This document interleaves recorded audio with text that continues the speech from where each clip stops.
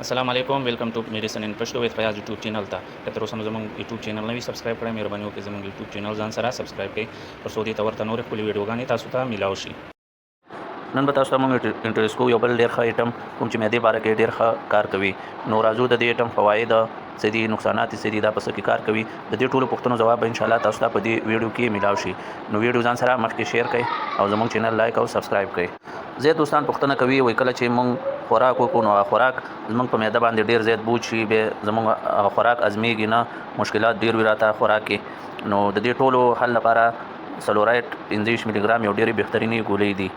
همداسې زیات دوستان دغه پوښتنه کوي کله چې موږ خوراک وکړو د خوراک نه بعد هغه تروي اوبه زموږ خولې له بار بار راځي او هغه تروي اوبو په وجه باندې زموږ الک هم ډېر تریخ شي، نو موږ ته د هغې نه ډېر زیات مشکلات دي، تکلیف کې ډېر زیات وي. نو دې لپاره هم سلورایډ یو ډېر بهترینې ګولۍ دي او د دې په استعمال سره به انشاءالله د دې مرض هم مکمل خاتمه وشي.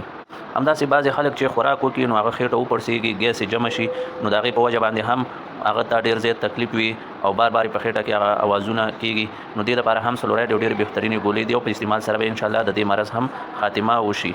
همداسې بعضې کسان چې کله خوراک وکړه هغه خوراک په دوران کې د هغه بیخي اشتیا نه وي، مطلب ډوډۍ خوراک هغه کړی نه وي او بیا هم هغه خوراک زړه ته کېږي نه چې ډوډۍ ته کښېني یا روټۍ ته کښېني، نو هغه خوراک په صحیح طریقه نشي کولی. نو دې لپاره هم که دا ګولۍ استعمال کوي نو دې سره به د ده معده هم ښه وي او اشتیا به هم برابر وي او خوراک ته به زړه هم کېږي. نو دې لپاره هم سلورایډ یو ډېر بهترینې ګولۍ دي او په استعمال سره به یې د دا ستونزه او مشکل ختم شي. همداسې د پرایز له نګاه نه هم دا یو ډېر مناسب پرایز لري او ګولۍ هم په یو ډبي کې 20 ګولۍ وي. او بل دا یو ملټي نیشنل کمپني هایکیو جوړې کړي دي. کمپني هم ښه ده او په هر ځای کې پیدا کېدی هم آسان دي، په هر میډیکل سټور او جنرل سټور کې پیدا کېږي. نو دې لپاره هم سلورایډ ګولۍ د معدې لپاره یو ډېرې بهترینې ګولۍ دي. بل که د پرایز خبره وکړو نو دا په 298 روپۍ یا 298 روپۍ باندې 20 ګولۍ دي چې پرایز هم ډېر مناسب دی او فواید یې ډېر زیات دي. نو خاص کر چې هغه بیمار چې د معدې نه ډېر زیات په تنګ وي او کله چې دا خوراک وکړي نو دا خوراک په وجه هغه بار بار تروي اوبه خولې له راځي، ارګمي کوي، نو دې ټولو لپاره سلورایډ ډېرې بهترینې ګولۍ دي. خصوصا هغه کسانو لپاره چې کله خوراک وکړي او خوراک یې په معده باندې ډېر زیات بوج شي او د هغې په وجه باندې د هغه په خېټه کې ګیس پیدا شي او دا ګیس نه مطلب دا ډېر زیات په تکلیف وي. نو دې لپاره هم سلورایډ ډېرې بهترینې ګولۍ دي او د دې په استعمال سره به دا ستونزه په مکمل ډول ختمه شي.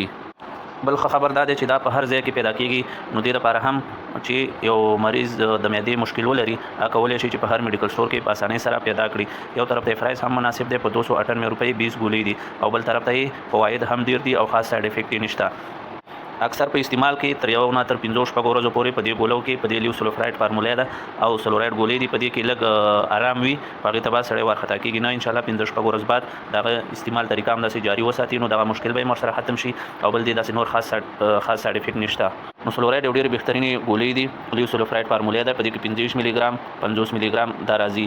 نو که یو چاته بیخي ډېره زیاته مسله وي او مشکل یې ډېر وي هغه په دې کې 50 ملي ګرام هم استعمالولی شي او که مطلب مسله یې لږه وي مشکل یې نه وي نو هغه کې به 25 ملي ګرام هم استعمالولی شي. د دې هم ډېر زیات فواید دي. د استعمال ښه طریقه یې دا ده چې په ورځ کې 2 ټیمه یا 3 ټیمه استعمال شي.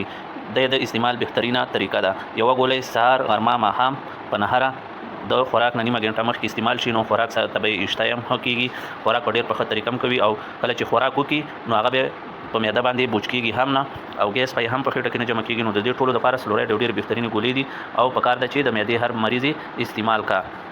نو دا دې ته ورته نورو ښکلو ویډیوګانو لپاره زموږ چینل میډیسن ان پشتو وید فیاض سبسکرایب کړئ، لایک کړئ او مخکې ځان سره شیر کړئ ترڅو دې ته ورته نورې ښکلې ویډیوګانې موږ ته ستاسو مخې ته راوړو. تر بلې ویډیو پورې د الله تعالی په امان.